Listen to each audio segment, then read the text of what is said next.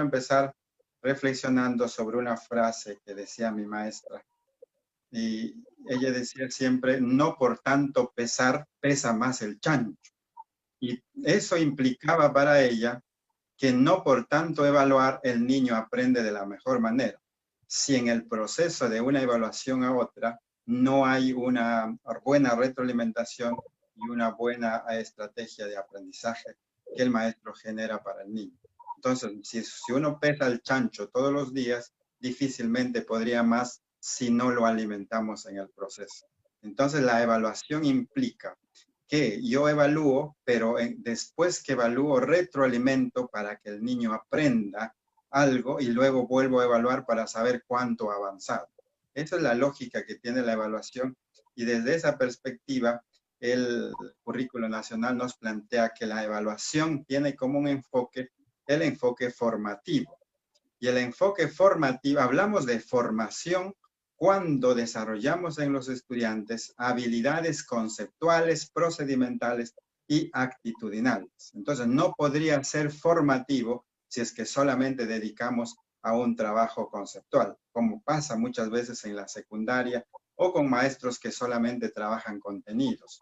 Entonces, la actividad que uno propone al estudiante debe ser una actividad en la que el niño pueda combinar habilidades conceptuales, procedimentales y actitudinales. Y aquí yo siempre pongo un ejemplo. Vamos a ver si, por ejemplo, una señora es competente preparando queques. Entonces, yo preparo un examen cognitivo para la maestra, para la señora, tomo el examen y la señora se saca 20 en todos los pasos que se sigue para preparar el queque, los ingredientes, el valor nutritivo de los ingredientes y así. Si la señora se saca 20 en ese examen, ¿podría decir yo que es competente preparando queques? ¿O qué necesito ver? Entonces, lo que necesito ver en la señora para saber si es competente es que prepare realmente el queque.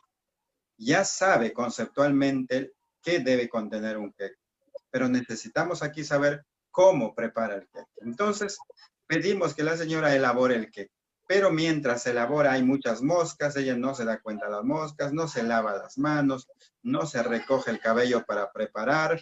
Entonces, ¿podemos decir que es competente? No, porque le falta todavía la actitud. Entonces, para preparar el queque, necesita la señora poner en sí conocimientos, procedimientos y actitudes. Si la señora pone esas tres habilidades, se convierte en una persona competente en la preparación del queque. ¿Y el queque qué vendría a ser? El queque viene a ser el producto o la evidencia de que algo ha pasado por la cabeza de la señora. Entonces el queque ya se convierte en un producto a evaluar. ¿Qué hace el maestro frente al queque? Lo que hace es probar el queque para saber si cumple con los criterios de calidad o no, o si tiene que pedir que la señora mejore en algún proceso. Entonces, miren cómo en este ejemplo de preparación del queque podemos ver la combinación de las habilidades conceptuales, procedimentales y actitudinales. Entonces, esa es la forma en la que uno debe trabajar con los estudiantes, proponer actividades para que ellos puedan poner en evidencia estas tres habilidades. Y eso sería realmente formativo.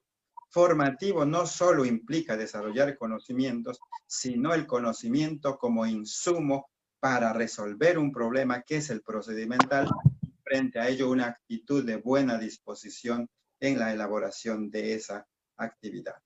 Entonces, desde esa perspectiva, la 194 nos plantea que existen dos tipos de evaluación. La evaluación para el aprendizaje y la evaluación del aprendizaje.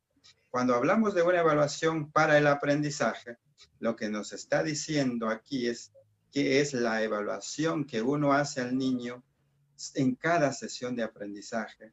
Se da cuenta que necesita y retroalimenta en el acto. Esta evaluación para el aprendizaje es instantánea, es en el momento, para darnos cuenta qué le falta y poder brindar una buena retroalimentación. Sin embargo, existe también la evaluación del aprendizaje que tiene más un objetivo certificador y esto se aplica generalmente en un proceso, un periodo de tiempo un poquito más largo. Por ejemplo, pueden ser bimestrales, trimestrales, pueden ser semestrales o anuales también. Entonces, cuando uno evalúa para promover al estudiante, es donde califica u otorga algún código para decir que el niño logró o no logró la competencia prevista. Para ambos tipos de evaluación, se tienen que plantear criterios de evaluación. Y la pregunta es, ¿los criterios de evaluación para la evaluación para el aprendizaje será igual a la evaluación del aprendizaje? La respuesta es obvia. No podrían ser los mismos criterios porque en la evaluación para el aprendizaje, que son actividades mucho más puntuales y pequeñas, aquí necesitamos criterios muy puntuales y precisos también. Pero en cambio la evaluación del aprendizaje, aquí sí, los desempeños y los estándares de aprendizaje se convierten en criterios macros que nos permita ver el nivel de avance del desempeño de los estudiantes. Entonces, cuando hablamos de evaluación del aprendizaje, es, por ejemplo, cuando el ministerio aplica una evaluación censal, y en la evaluación censal podemos medir cuánto el niño ha avanzado en el logro de la competencia al culminar un ciclo. Entonces, las evaluaciones generalmente se promueven. Cuando el ministerio elabora una evaluación censal, lo que hace es agarrar el estándar del ciclo y a partir de eso propone sus actividades y sus ítems para los exámenes. Entonces, el estándar ya es un criterio de evaluación macro, así como también los desempeños. Pero en este caso, para la evaluación para el aprendizaje del día a día, vamos a plantear criterios muy puntuales. Y toda nuestra vida se sustenta en criterios de evaluación. Por ejemplo, usted se va a ir a comprar un vestido para un matrimonio. Y antes de comprarse el vestido, usted ya tiene algunos criterios previstos para elegir el vestido. Por ejemplo, que sea de la talla que usted es, que tenga el corte adecuado, que tenga el tamaño adecuado. Es decir, uno se plantea criterios antes de elegir el producto que necesita.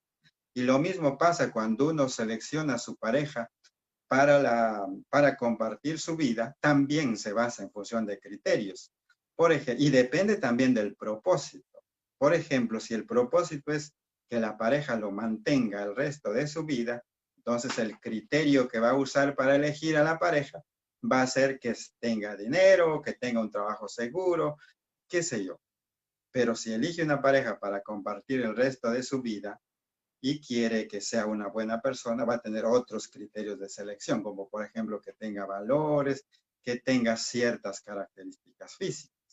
Entonces, toda nuestra vida está basada en función de criterios y los criterios son parámetros o normas establecidas que nos permiten decir que si el producto o la evidencia cumple con la calidad que se espera para el propósito que se persigue.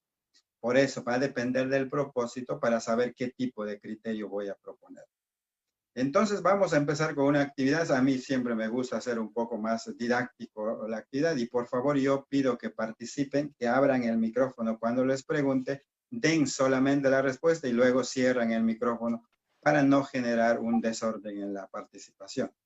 Y vamos al propósito. Yo me planteo hoy día que vamos a preparar shipashmute para unos invitados especiales que probarán el plato por primera vez. Para nuestros amigos maestros que no saben qué es el shipashmute, es una comida típica de Lamu, Luya, quizás Chachapoyas también, que se prepara el choclo muy tiernito sancochado con el frijol también muy tierno sancochado. La combinación de ambos y con unas hierbas aromáticas se convierte en un plato típico. Entonces, nuestro propósito es preparar el shipashmute para unos invitados especiales, no es para cualquier persona, y que va a probar el plato por primera vez. Entonces hay que darle el mejor plato para que tenga buena impresión. Para lograr este propósito, vamos a tener que elegir choclos que permitan lograr ese propósito. A ver, por favor, dícteme qué características deberían tener esos choclos para hacer un buen preparado de este plato típico.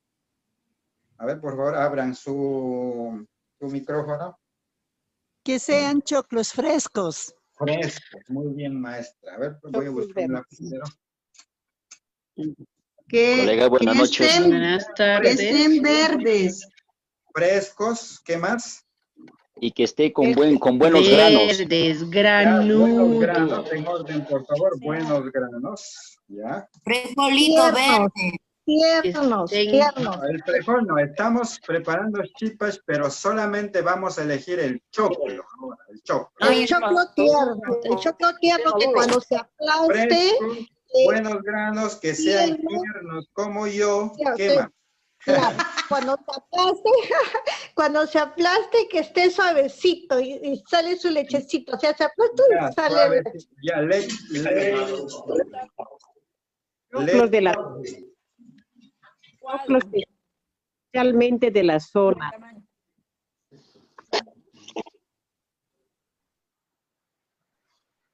El choclo de maíz blanco. Mejor es el choclo de maíz amarillo. No, el choclo El morocho, palpino mejor. El morocho. Choclos de Los la dos, pónganle los dos. Mejor es el choclo negrito. Serrano, porque el choclo limeño casi no tiene gusto, el choclo serrano son más ricos. El choclo fresco. De la zona. El choclo debe ser fresco. Ya está. Soy tu asistente y estoy aquí para ayudarte. Y tiene que ser del maíz blanco. es necesariamente de la zona. Esté bien preparado nomás. Que sea choclo de maíz negro. Que tenga todo eso y esté bien Profesor preparado. César, no se le escucha. Culantrit tiene que tener también. Profesor culantrit. César, no se le escucha. Está su audio apagado. Estamos en los choclos. Ya, Vamos a hablar Bien, del maestro. choclo. Todavía. ya hemos planteado 4 criterios y vamos a trabajar sobre esos 4 criterios, ¿ya? Han dicho que sean frescos, que sean de buenos granos, tiernos y suavecitos. Con esos 4 vamos a trabajar más. Entonces yo voy a presentar aquí una matriz, un cuadro de doble entrada, y voy a poner aquí los criterios que ustedes me han dicho. Que sean frescos, que tengan buenos granos, que sean hemos puesto Suaves. tiernos y suavecitos. Tiernos y suavecitos. Ya está, maestro, los 4 criterios que hemos elegido. Ahora vamos a ver aquí, vamos a evaluar. Ya tengo el primer choclo. Voy al mercado y encuentro este primer choclo que están viendo ahí. ¿Este choclo es fresco o no? Sí.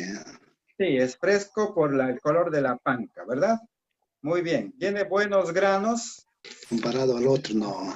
Eso no, porque es un choclo norteño de la costa.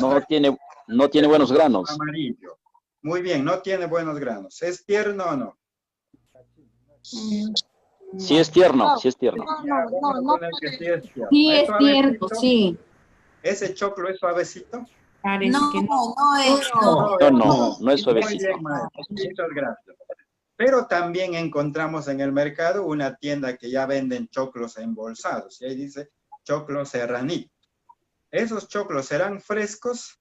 No, pues. No son. ¿Tienen buenos granos? Sí, tienen buenos granos sí, porque sí pueden para tener buenos vender granos. los embolsados y procesados necesitan tener buenos granos. ¿Son tiernos? No. También son tiernos porque se venden, generalmente son tiernos. ¿Serán suavecitos? Sí, Sí, son suavecitos. Ya, vamos a poner que sí, vamos a ser generosos. Bien, el último choclo, ¿es fresco? Sí. Sí. ¿Tiene buen grano? Sí, tiene buenos granos. ¿Es tiernito? Sí. Muy bien. No es muy tierno. Tierno, Gracias. tierno es. Suave, suave. Perfecto.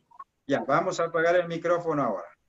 Muchas gracias. Entonces ya tenemos los 3 tipos de choclo y he valorado en función de mis criterios elegidos para ese propósito que quiero. Me estoy dando cuenta que el primer choclo solamente cumple con 2 criterios y 2 no tiene. El segundo choclo cumple solamente con 3 y el último choclo cumple con los 4 criterios. Por lo tanto, se convierte en el choclo ideal que cumple las características que necesito para el propósito previsto. Entonces, vamos a hacer una semejanza con el trabajo de los niños. Si yo no tengo buenos criterios de evaluación de acuerdo al propósito de aprendizaje, difícilmente podría valorar el producto del estudiante. Supongamos que estos choclos son las evidencias de aprendizaje. Tengo la evidencia y empiezo a valorar según mis criterios. ¿Cumple con el primer criterio, con el segundo, con el tercero, con el cuarto? Y de acuerdo a eso, donde yo valoro como no, eso se convierte en una necesidad de aprendizaje que el niño necesita mejorar para tener la calidad que se espera. Entonces, cuando uno recibe las evidencias, tiene que tener criterios muy claros y puntuales para saber cómo voy a valorar. Si no planteamos buenos criterios, ¿cómo sabemos si el niño logró o no logró los propósitos de aprendizaje establecidos? Entonces, los criterios no son otra cosa que una norma para evaluar la calidad del producto en función del propósito que se persigue. Si cumple con todos los criterios, podríamos decir entonces que es un producto de calidad. Es decir, las evidencias nos ponen condiciones y esas condiciones se convierten en criterios de valoración del producto.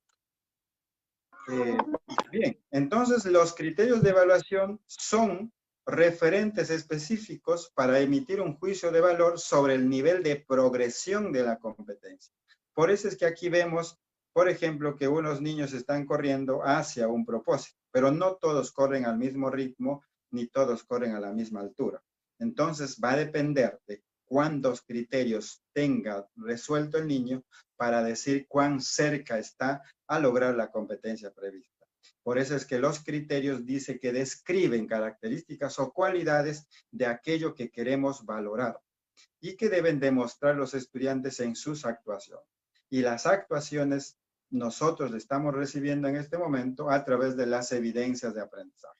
Pueden ser evidencias tangibles o también evidencias intangibles. Y ahí surge la pregunta que muchos maestros me hacen y me dicen, profesor, entonces, ¿cuál es la diferencia entre evidencia y producto? Algunos capacitadores nos dicen que es lo mismo, otros nos dicen que es distinto. Entonces, vamos a analizar con ejemplo muy concreto. Usted compra un jabón. El jabón es un producto. Y ese producto que usted tiene, ¿qué evidencia? Evidencia de que alguien lo preparó, de que alguien le puso el color, alguien diseñó la forma, alguien diseñó la textura, alguien diseñó la envoltura.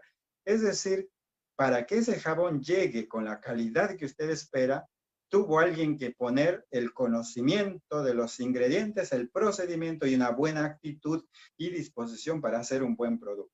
Entonces, los productos siempre son evidencias de algo. Pero si valoramos solamente el producto en sí y no el proceso que se siguió para obtener ese producto, estaríamos valorando muy superficialmente. Y eso pasa, por ejemplo, cuando hay padres que hacen la tarea de sus niños.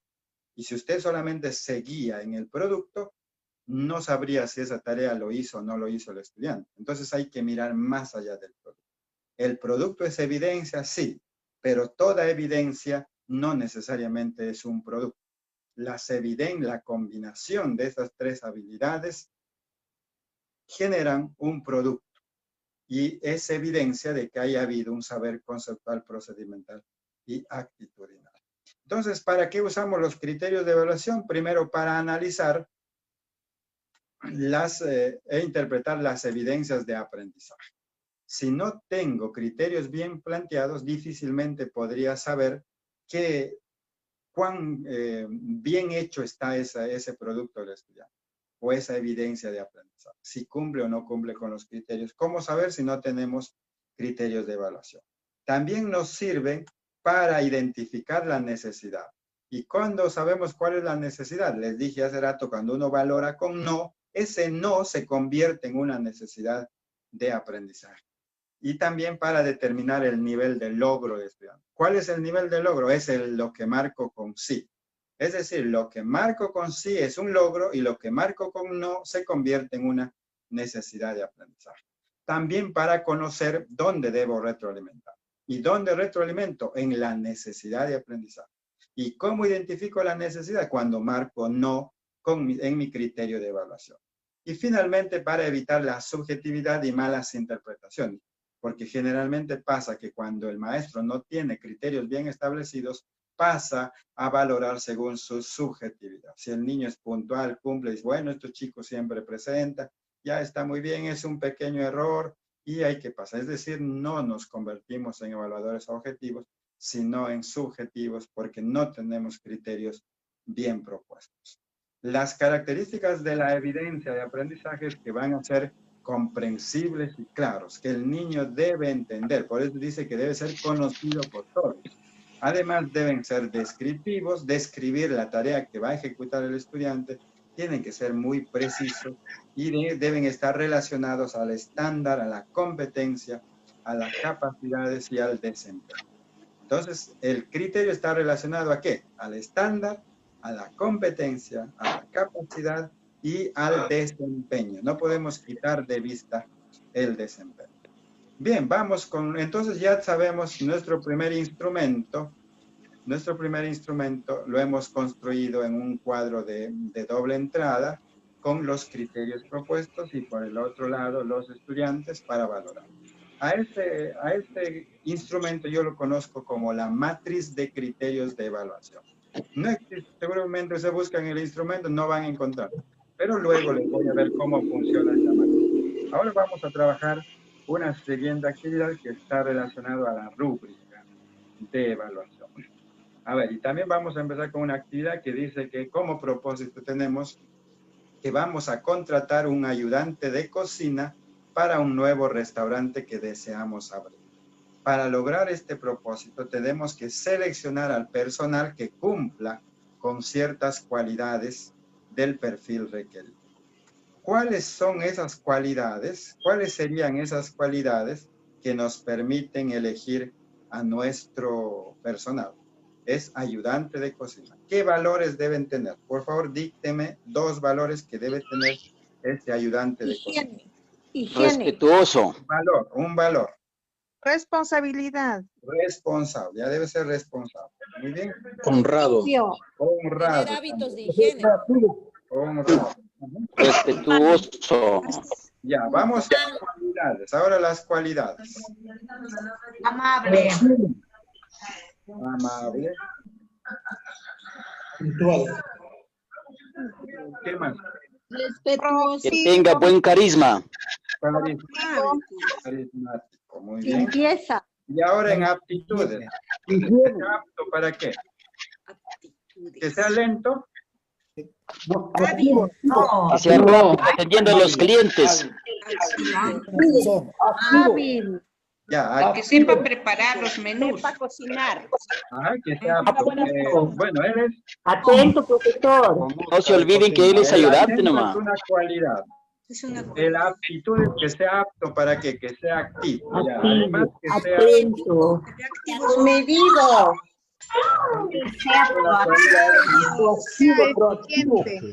Entregativo. que sea sano, ¿no? Que no sea enfermo. Que esté sano. Saludable. Bien, maestro, nos quedamos con eso. Vamos a cerrar los micrófonos ahora. Entonces, en valores, que sea responsable, que sea honrado, que sea amable, carismático, activo y sano. Para ser ayudante de cocina. No necesita saber qué ingrediente, porque simplemente solo va a hacer lo que el chef le propone. Estos valores, cualidades y actitudes lo voy a poner aquí para decir que mi ayudante de cocina cumple con esos valores o cualidades.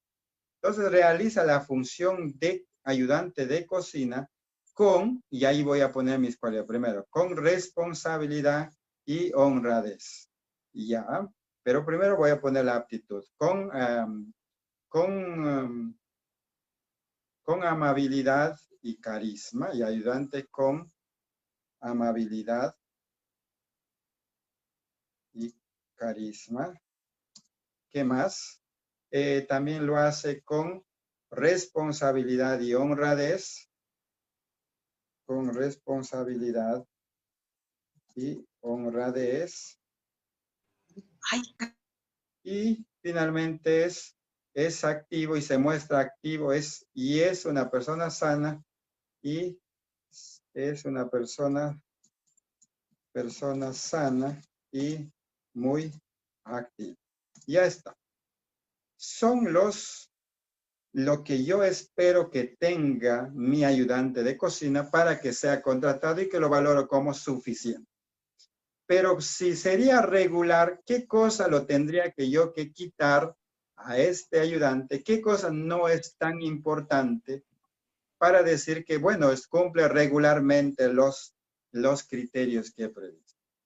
Realiza la función de cocina con ya activo, de repente que no sea muy activo, ya, que sea sano. Sí, eso es indispensable.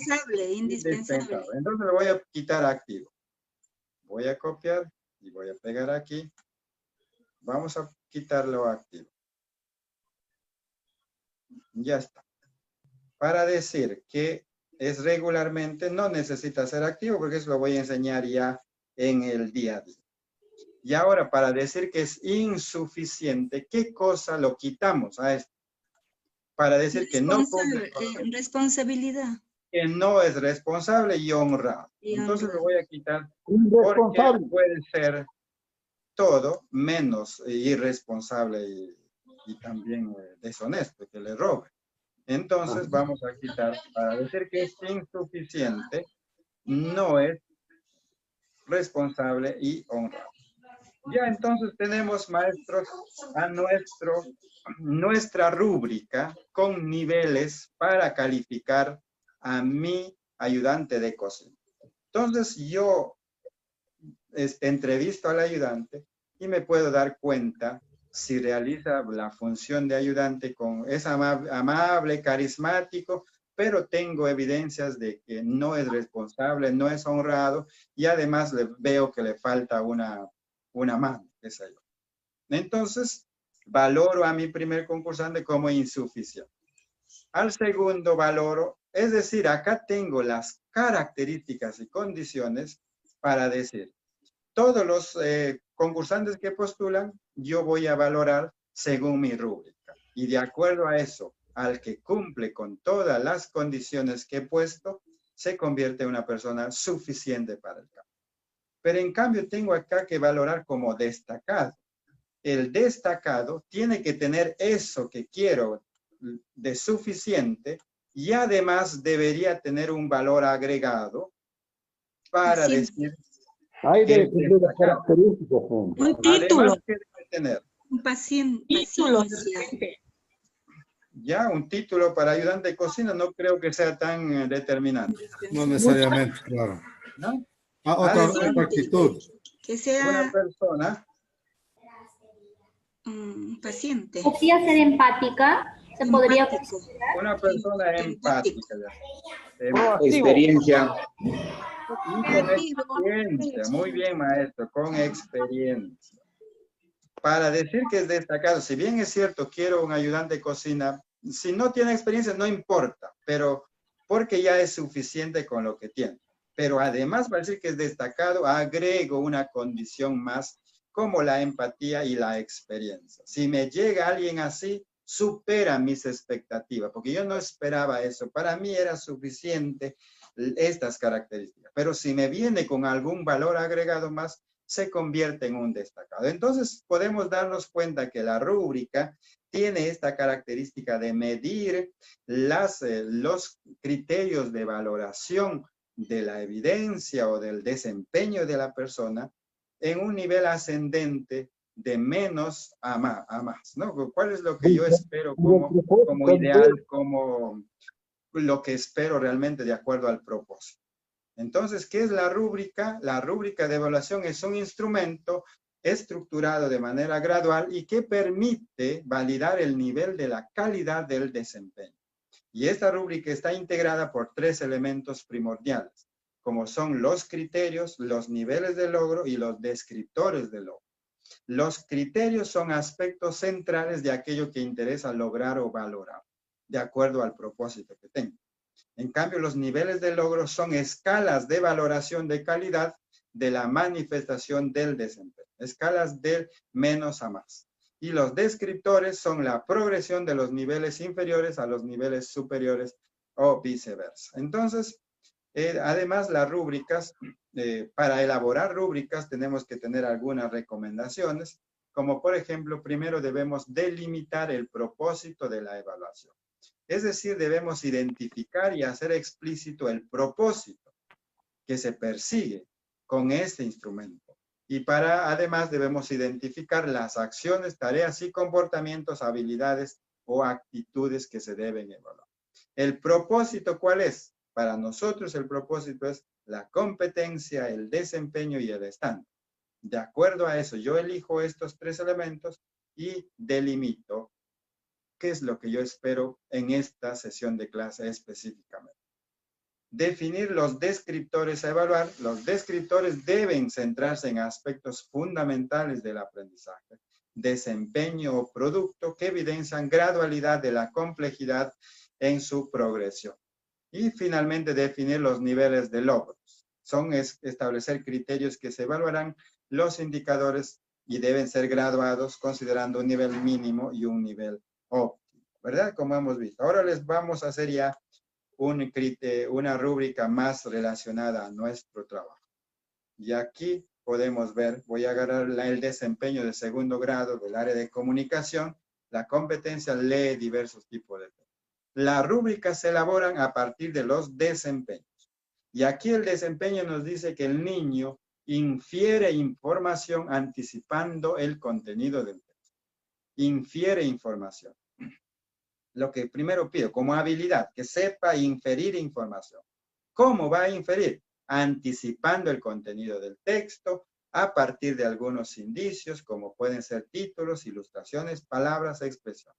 Y además, infiere información deduciendo características de los personajes, animales, objetos, lugares, así como el significado de las palabras y expresiones por contexto, relaciones lógicas de causa y efecto y semejanza y diferencia a partir de la información. Miren, este desempeño es muy complejo. Yo no podría crear una rúbrica para este desempeño para una sesión de clase. ¿Qué tendríamos que hacer? Lo que vamos a hacer es precisar el desempeño. Y la precisión pasa por identificar primero la habilidad. La habilidad no se mueve ni se quita. La habilidad se tiene que mantener siempre.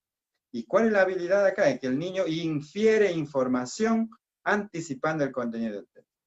Y además de inferir información, lo hace anticipando, también infiere información deduciendo.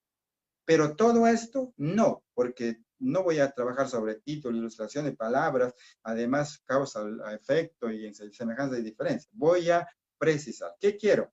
Muy bien. Va a inferir información a partir de palabras, nada más. Y además va a deducir, va a inferir información deduciendo ¿qué cosa? El significado de palabras y expresiones por contexto, así como la semejanza y diferencia a partir de la información. Solamente eso que he subrayado voy a trabajar en esta sesión de clase y eso lo voy a convertir en una rúbrica. Entonces yo tendría que empezar redactando ¿de dónde? ¿De dónde empiezo redactando mi rúbrica? Siempre debo empezar redactando del nivel que yo espero. El nivel que yo espero es el logrado. Y ahí todo lo que es subrayado lo voy a pasar abajo redactando de esta manera. Y infiere información anticipando el contenido del texto a partir de palabras y deduciendo el significado de las palabras y expresiones por contexto y las relaciones lógicas de semejanza y diferencia a partir de la información explícita del texto.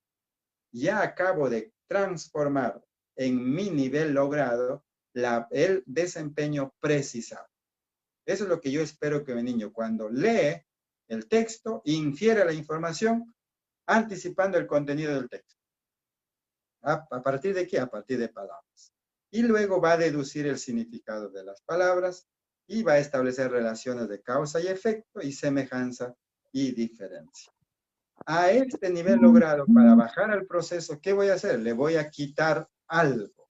Y lo que le estoy quitando al proceso es las relaciones lógicas de semejanza y diferencia. Eso ya no lo vamos a encontrar en el proceso. Es decir, lo quito a una condición, pero no quito la habilidad.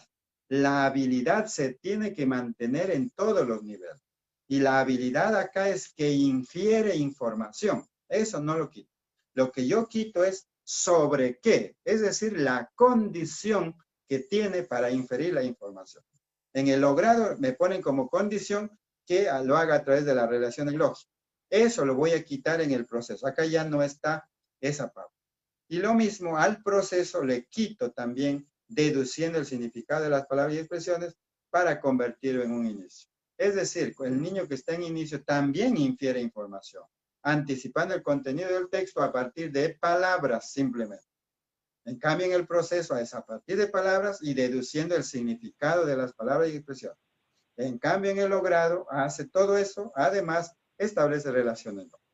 ¿Y qué voy a hacer para el destacado? Es dar un valor agregado al logrado. Y aquí lo pongo todo lo que debe hacer el logrado, además a través de la lectura intertextual. Es decir, ya a través de la comparación de dos textos y no solamente un tipo de texto. Entonces nos podemos dar cuenta, maestros, de que la rúbrica se elabora a partir del desempeño precisado. Esa precisión, que es subrayar lo que voy a trabajar en esa actividad, lo convierto en el nivel logrado. Y el nivel logrado quito algunas condiciones o descriptores para transformar en proceso y en inicio, y agrego alguna condición más para convertirlo en destacado. ¿Qué pasos seguimos entonces para elaborar criterios de evaluación? Aquí, muchos maestros me preguntan, profesor, ¿y el desempeño dónde queda en este trabajo remoto? Porque la guía del docente no trae desempeños, no nos mencionan para nada los desempeños.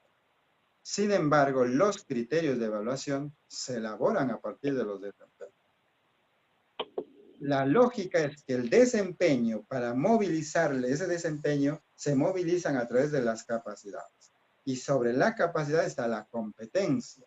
Sobre la competencia, el estándar de aprendizaje, y sobre esto está el perfil de egreso. Entonces, los criterios de dónde si yo elaboro los criterios, algunos dicen, hay que elaborar a partir del estándar. Sí, pero el estándar es grande. El estándar me da lo que el niño debe desarrollar en un ciclo. Algo más puntual que eso es el desempeño. Entonces, el desempeño se convierte en un insumo para elaborar los criterios de evaluación. Del desempeño elaboro mi rúbrica. Del desempeño elaboro mi matriz de criterios de evaluación. Pero, sin embargo, en este trabajo remoto, ya el Ministerio de Educación nos está planteando en la guía del docente la evidencia de aprendizaje, no nos plantea el estándar y no nos plantea las capacidades, que debe ser acá debe ser capacidad, para no confundirse. Muy bien. Entonces el Ministerio ya nos plantea esto. Lo que tiene que hacer el maestro es elaborar criterios de evaluación a partir de esto que tengo como propuesta del ministerio. La evidencia de aprendizaje. Y acá la evidencia me dice que el niño realiza operaciones de sustracción utilizando la tabla de valor posicional, identifica las columnas de decenas y unidades y ordena los números en dichas columnas y finalmente emplea situaciones de la vida cotidiana para obtener datos numéricos. Como podemos ver, aquí hay varias condiciones que me ponen en la evidencia. La primera condición es que el niño realiza operaciones de sustracción utilizando el tablero de valor posicional. La segunda condición de la evidencia es que el niño debe identificar la columna de decenas y unidades y ordenar los números en dicha columna. Y la tercera condición es que emplee situaciones de su vida cotidiana para obtener los datos numéricos.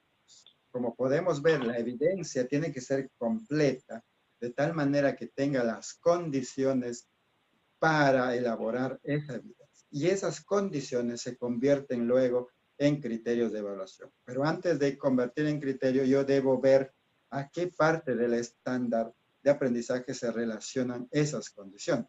Por ejemplo, la primera que realiza operaciones se relaciona con el estándar cuando dice resuelve problemas referidos a acciones de quitar, separar y además traduce en expresiones de sustracción. Y se relaciona con la capacidad cuando dice usa estrategias y procedimientos de estimación y cálculo. Entonces ya veo la relación de la evidencia, el estándar y la capacidad y genero mi criterio de evaluación que lo redacto de la siguiente manera. Dice, realiza operaciones de sustracción en la tabla de valor posicional. Ya tengo mi primer criterio. ¿De dónde salió? De una condición de la evidencia y su relación con el estándar y las capacidades. La segunda condición de la evidencia es identifica columnas de decenas de unidades. Se relaciona cuando el estándar dice que expresa su comprensión del valor de posición en números de 2 cifras y lo representa mediante equivalencias entre unidades y decenas. Se relaciona con la capacidad cuando digo comunica la comprensión sobre el número y operación, porque si comprende el número, quiere decir que sabe ubicar en el tablero de valor posicional y sabe el valor que tiene cada dígito según la ubicación en el tablero. Por eso comprende los números y comunica a través de la resolución. Entonces, ya tengo elementos para mi segundo criterio. Mi segundo criterio queda redactado cuando digo que el niño identifica las columnas de decenas y unidades. Pero como esta condición es grande acá, pues dice que identifica columnas de decenas y además ordena los números en dicha columna, para no poner en un mismo criterio que ya no sería preciso y puntual, lo divido en 2 criterios. Por un lado, identifica las columnas de decenas y por el otro lado, ordena en el tablero de valor posicional, expresando su comprensión de valor de posición. Entonces, de esta condición he sacado 2 criterios de evaluación. Y vamos por la tercera condición, que está remarcada en verde, y nos dice que emplea situaciones de la vida cotidiana para obtener datos numéricos. Se relaciona cuando dice acá, las traduce en expresiones de sustracción. ¿Qué cosa traduce? La vivencia cotidiana. Por lo tanto, traduce cantidades a expresiones numéricas, esa es la primera capacidad, y ya tengo mi criterio que es usa datos numéricos de su vida cotidiana y las traduce en expresiones de sustracción. Miren, maestros, estos 4 criterios, ¿de dónde han salido? Han salido de la relación que establezco en la evidencia, el estándar y las capacidades. Entonces, si esta actividad lo trabajan todos los maestros del segundo grado al nivel nacional, todos deberían deducir los mismos criterios. Por lo tanto, van a trabajar el mismo propósito de aprendizaje en los niños y van a lograr que los niños del segundo grado del Perú logren los mismos desempeños que apuntan a la consolidación de la competencia. ¿Por qué tenemos en la evaluación censal resultados en una escuela arriba, en otra escuela abajo, en otra escuela pésimos? Porque justamente la planificación que hemos estado haciendo como maestros, no hemos estado identificando criterios de evaluación precisos y puntuales que apunten realmente a estos propósitos de aprendizaje. Hemos puesto cualquier criterio si es que hemos hecho o no hemos estado poniendo criterio. He visto algunas planificaciones de maestros cuando ponen en la evidencia y dicen, el niño resuelve la ficha de aplicación. Pero resuelve la ficha de aplicación. ¿Y cuáles son las condiciones de la ficha? ¿Qué cosa debe hacer en esa ficha? ¿Qué cosa le estás pidiendo? Eso debería ser una verdadera redacción de evidencia cuando pongo en la evidencia las condiciones con las que debe tener esta evidencia de aprendizaje o producto que solicito al estudiante. Entonces, si todos los maestros trabajaríamos así, seguramente los niños del Perú en segundo grado aprenderían lo mismo, al mismo ritmo y al mismo tiempo, y por lo tanto, en una evaluación censal, todos los chicos podrían resolver adecuadamente. Entonces, la pandemia nos está dejando como lección que para establecer criterios de evaluación debo establecer una buena relación entre el estándar, la capacidad, la competencia y el desempeño. La evidencia no, vamos a ver ahorita por qué no, porque el próximo año va a ser distinto. Y luego lo paso aquí, estos criterios que acabo de elaborar, a mi matriz de criterios de evaluación. Yo lo llamo así, le puse como nombre matriz de criterios de evaluación. ¿Qué hace usted? Un cuadro de doble entrada, pone acá los nombres de los niños y acá pone sus capacidades y los 4 criterios que usted ha elegido como producto de esa relación. Entonces, hacemos lo mismo que hicimos con los choclos. Llega el trabajo de Juana y valoro con los 4 criterios. Tiene el primero, tiene el segundo, el tercero, el cuarto. Si cumple con todos los criterios, por lo tanto, Juana tiene A como logro de esos criterios de evaluación del producto. Paso a Rosa y me doy cuenta que Rosa el primer criterio no lo hace, pero sí lo hace los 3 siguientes. Por lo tanto, tiene A. Luego paso con Lidia y Lidia tiene los 2 primeros, sí lo hace, los 2 segundos no, y lo valoro como B. Luego Miriam tiene los 3 primeros sí, y el último no, lo valoro como B. Y a los verdes no lo valoro porque tiene C y dice la 193, no hay que poner C hasta ayudarle a recuperar. Y algunos preguntan, ¿por qué Rosa? Si Rosa tiene 3 sí y un no, y también Miriam tiene 3 sí y un no, ¿por qué a Rosa lo pongo A y por qué a Miriam lo pongo B? Acá tiene una característica especial los criterios. Los criterios están ordenados de menos a más complejidad. Es decir, que usa datos numéricos de su vida cotidiana lo más fácil que el niño puede hacer. El niño dice, tenía 35 soles y me compré una pelota a 15 soles. Esa es su vida cotidiana.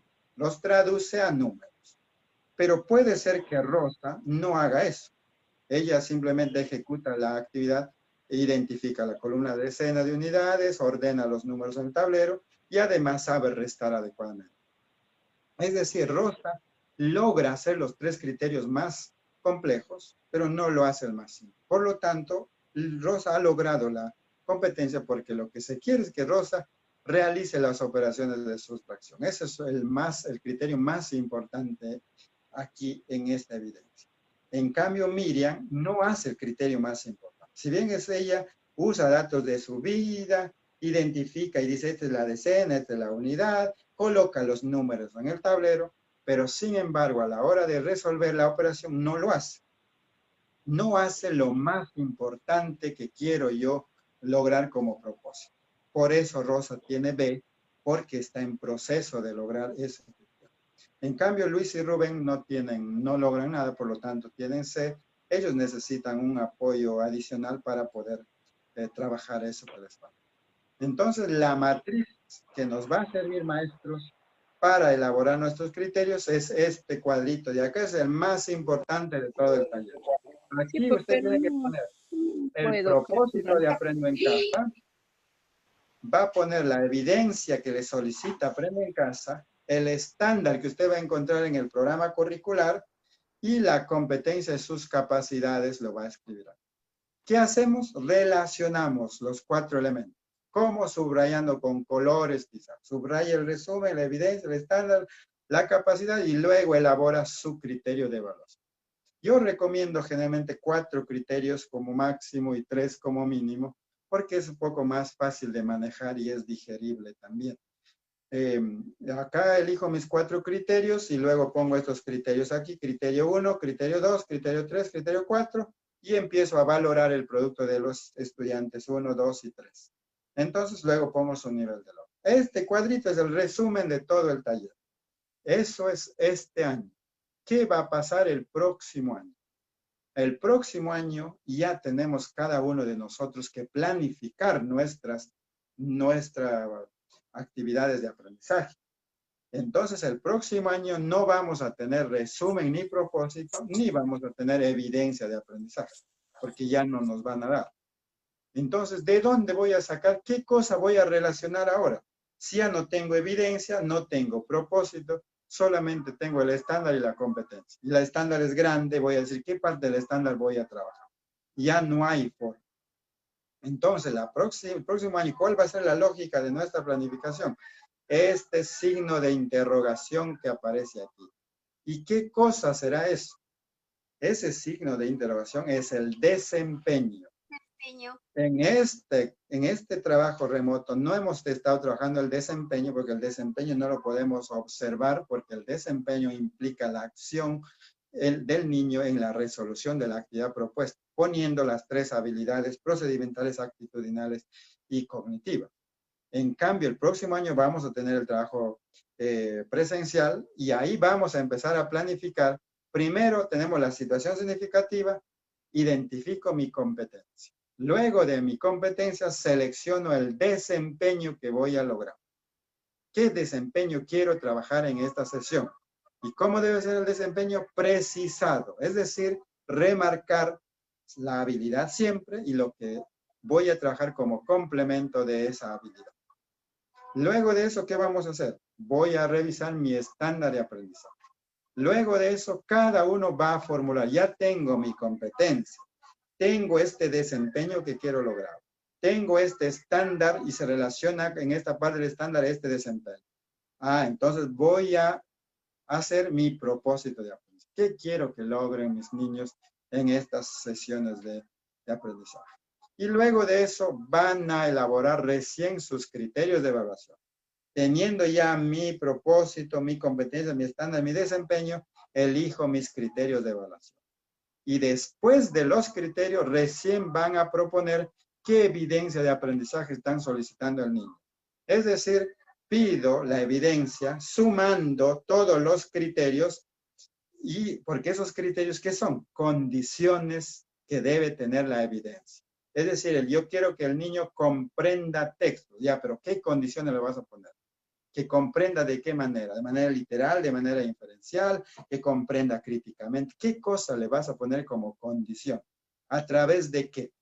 Esas condiciones están en los criterios y enlazando un criterio con el otro se convierte en una evidencia de aprendizaje con lo que usted está pidiendo. Entonces, esto es nuestro trabajo, maestros, del próximo año, porque ya Aprende en Casa no nos va a dar y no nos va a facilitar estos dos aspectos importantes que este año hemos tenido. ¿A quién vamos a retroalimentar? Aquí. Retroalimentamos al que tiene A, no, porque el A ya logró lo que quiero que logre. Al A, retroalimentar implica retroceder para corregir lo que está mal. Entonces, si ya logró el niño y tiene A, no voy a retroceder para nada. Simplemente le voy a felicitar al niño y le voy a proponer un reto mayor para jalar su pensamiento. Al B lo voy a retroalimentar, ¿dónde? En la necesidad de aprendizaje. ¿Y cuál es la necesidad de aprendizaje? Es donde yo he marcado como no según mis criterios. Esos dos criterios se convirtieron en necesidad de aprendizaje y mis preguntas van a ir a esa necesidad de aprendizaje. En cambio, al que tiene C, lo retroalimento, no. Para ellos hay que elaborar una actividad complementaria que sea adaptada o adecuada a sus características, porque estos niños han demostrado que no lo pueden hacer con los criterios que hemos propuesto. Entonces, tenemos que adaptar la actividad, convertirla en una actividad más digerible y fácil para poder atender a estos niños. ¿Qué tipo de retroalimentación vamos a brindar?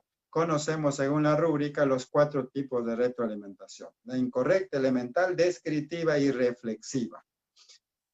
Yo digo siempre, el maestro, ¿qué tipo de retro debe dar? Y algunos directores me dicen, están haciendo retroelemental. Yo me pregunto, ¿y para eso ha estudiado el maestro 5 años de pedagogía para hacer elemental? Si el elemental lo puede hacer cualquier padre de familia, sin haber estudiado 1 hora de pedagogía.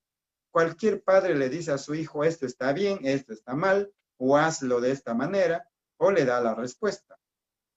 Si eso es capaz de hacer un padre sin estudio, ¿cuál es la diferencia con el maestro? Que el maestro sí ha estudiado 5 años como mínimo.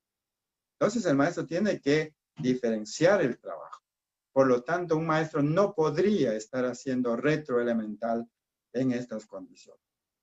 Se espera que el maestro haga una retrodescriptiva, por lo menos, porque la retrodescriptiva implica lo que hemos hecho siempre, dar ayudas a los chicos, mostrar ejemplos, darles sugerencias, darle algunas pautas o modelar alguna actividad poniendo ejemplos.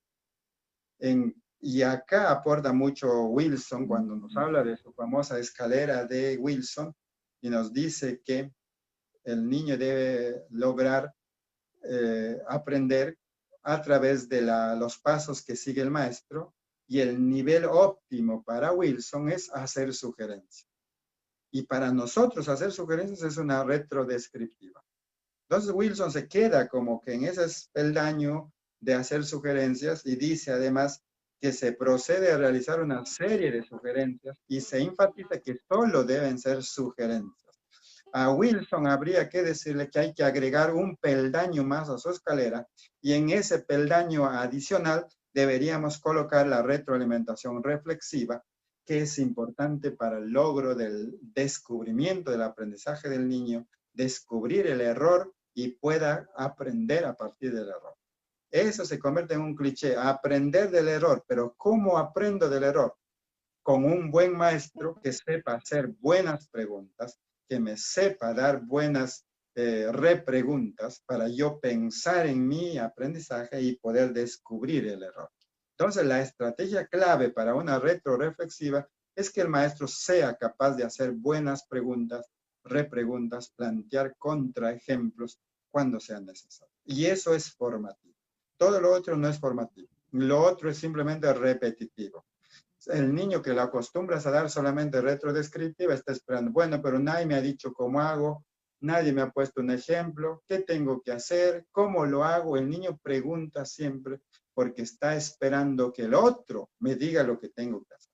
Y eso es una dependencia heterónoma y eso se logra ¿cómo? Con maestros que solamente saben dar retrodescriptiva o en el peor de los casos retroelemental. En cambio, un maestro que trabaja la reflexión constante con el niño y el niño es capaz de reflexionar su proceso, se convierte en una persona autónoma porque va a ir pensando qué procesos he seguido y cómo puedo demostrar que esta respuesta es correcta o dónde debo buscar la solución. Si no está mi profesor, ¿de quién debería valerme? Revisa sus libros, se convierte en un estudiante autónomo porque el maestro le enseña a pensar a través de sus buenas preguntas reflexivas. Y esta educación que hemos dado, eso lo estamos pagando ahora. ¿Por qué las personas en la calle necesitan que el policía les cuide para no hacer lo que no deberían hacer? ¿Por qué están esperando que el presidente me diga cuándo debo salir de mi casa? ¿Por qué estoy esperando que el otro controle mi vida? Porque no hemos aprendido, enseñado a nuestros niños a pensar y a nuestros ciudadanos también a pensar, a ser conscientes, a ser autónomos, a reflexionar su vida, su actitud y dice, si yo salgo de esa manera puede pasar esto, por lo tanto no hago esto, porque analiza las causas, las consecuencias. Eso se logra con un entrenamiento constante desde la primera infancia.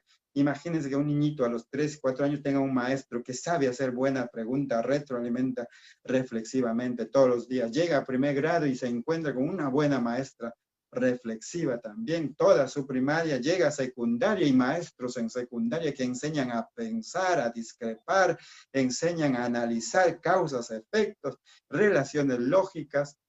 Entonces tendríamos ciudadanos distintos, tendríamos una nueva sociedad y la pandemia ya se hubiese terminado si es que trabajaríamos desde la escuela el aspecto de la reflexión y el descubrimiento del error. Entonces, miren cuán importante es una retroalimentación reflexiva. Por eso, maestros, apuntemos más allá lo que me plantea Wilson y no nos quedemos solamente en descriptiva y en sugerencias, sino que apostemos por el desarrollo de la autonomía de nuestros estudiantes.